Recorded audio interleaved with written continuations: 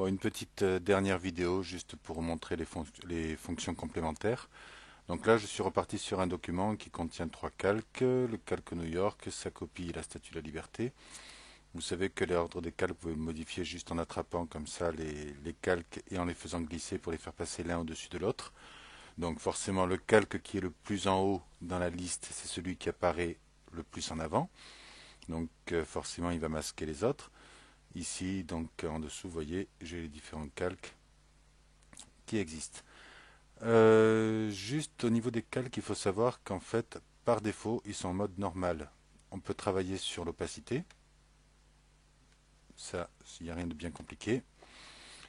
En mode normal, on peut aussi changer le mode. Par exemple, le mode éclaircir seulement. Je vais incruster donc l'image qui est derrière.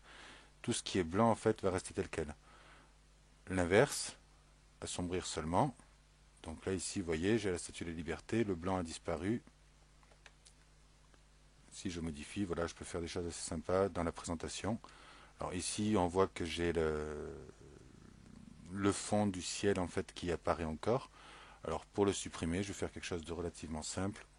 Je vais rajouter un masque de calque comme toujours et je vais le peindre en noir pour les parties qui ne m'intéressent pas. Voilà. Et là, ça me fait quelque chose de relativement propre. Donc ça, c'est des techniques qu'on peut utiliser assez facilement. Ça donne des effets qui peuvent être assez sympas. Et bon, ensuite, c'est à vous de voir un petit peu ce que vous voulez créer. Au niveau du menu, donc je vous ai parlé des boîtes à outils. Vous voyez qu'à chaque fois, pour chaque outil, vous avez donc différentes options. Les proportions, l'angle de l'outil. Donc vous voyez, là j'ai un outil qui est classique, mais je peux modifier l'angle si je le souhaite. Alors, ça ne changera pas grand-chose sur quelque chose comme ça. Mais voilà, en changeant les proportions et en modifiant l'angle, voilà, vous voyez tout de suite l'effet que ça donne. Je change complètement mon outil. On va revenir sur des proportions.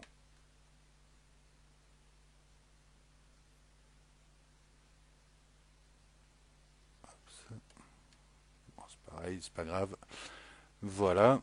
Ensuite, au niveau du menu, donc ici on a toutes les fonctions d'édition, donc pour remplir toute une sélection et autres. Toutes les fonctions des sélections où on va retrouver l'outil sélection par couleur. On peut modifier une sélection également.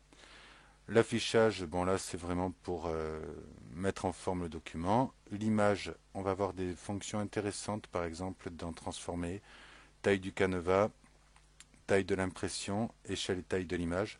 Donc ça, échelle et taille de l'image, par exemple, vous allez l'utiliser si vous avez un document qui n'est pas du tout adapté à ce que vous souhaitez faire pour la suite. Par exemple, vous avez un document, la résolution est relativement faible, vous allez travailler sur la résolution à ce niveau-là, donc en augmentant la résolution. Ou alors vous allez adapter simplement les dimensions de l'image au document papier que vous souhaitez réaliser. Donc toujours dans Images, ici découpage automatique de l'image, etc. et tout. Ça va vous permettre de faire une sélection et de rogner la sélection pour l'adapter au cadre dans lequel vous voulez l'insérer. Aplatir l'image, c'est parce qu'en fait, quand on a tous les calques, vous voyez, hop, je ne fais plus qu'un seul calque et tout est intégré. Voilà, ça c'est assez pratique. Avec Photoshop, on l'utilise régulièrement. Ensuite, on a les guides. Alors les guides, on peut mettre des guides. En fait, ça c'est pas mal si par exemple on veut faire des alignements ou autre. À ce moment-là, on se met des guides et on voit où est-ce qu'on travaille. Les calques, bah, ici les piles de calques, ça nous permet en fait de remonter. Donc là, par exemple, pile de calque. Vous voyez, je peux remonter le calque tout simplement, ce que j'aurais pu faire de manière manuelle également. Ensuite, donc tout ce qui est masque, donc ça on l'a vu, on va pas insister. Les canaux, on n'en parle pas, et la transformation, on retrouve donc ce que l'on avait tout à l'heure. Les couleurs, on en a parlé. Tout ça, pareil, on va pas en parler en première année. Les outils, donc vous retrouvez tous les outils qu'il y a dans la palette. Les filtres, comme je vous ai dit, le plus simple c'est de regarder par vous-même.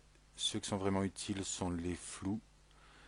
Les améliorations également, ça va permettre comme son nom l'indique, d'améliorer réellement la qualité d'une image. Les distorsions, donc pour modifier, pour déformer les images. Ombre et lumière, effet d'éclairage. Donc ça, effet d'éclairage, ça peut être assez sympa. On va rajouter un halo par exemple. On va choisir le type de lumière que l'on veut. Quel matériau, c'est-à-dire est-ce que c'est plutôt métallique, est-ce que c'est plutôt une lumière vive. Ensuite, voilà, que vous allez pouvoir mettre les cartes d'environnement et ça, on ne va pas l'utiliser. Mais ça donne quelque chose, donc on va modifier par exemple le point d'éclairage. On va le mettre là. Voilà. La distance, on peut l'améliorer. Et la lumière, on peut choisir donc le type de lumière que l'on souhaite et son intensité. Voilà. Ça fait un petit effet, c'est rapide, c'est... Dans certaines situations, on peut faire des choses sympas avec ça. Donc toujours dans les filtres, détection de bord, alors la différence gaussienne, etc. et tout, vaut mieux maîtriser. Des choses qui sont intéressantes, c'est quand par exemple on veut rajouter du grain. Donc, je suis habitué à Photoshop et là, non, ça c'est vraiment les rendus en tant que tel. C'est forcément quelque part, disons qu'on peut améliorer donc en rajoutant du grain. Ça c'est assez utile quand on prend des photos qui n'ont pas la même qualité. On va tout simplement en fait retravailler la qualité des photos et l'harmoniser, tout simplement. Et les fenêtres, donc ça c'est quand pour réparer les erreurs que vous faites fréquemment, à savoir fermer les fenêtres. Et bien sûr, vous avez toute l'aide contextuelle et l'aide normale. Ça, pour le jour de l'interro, vous serez tout à fait autorisé à l'utiliser. Voilà. Allez, je laisse avec GIMP, c'est bon.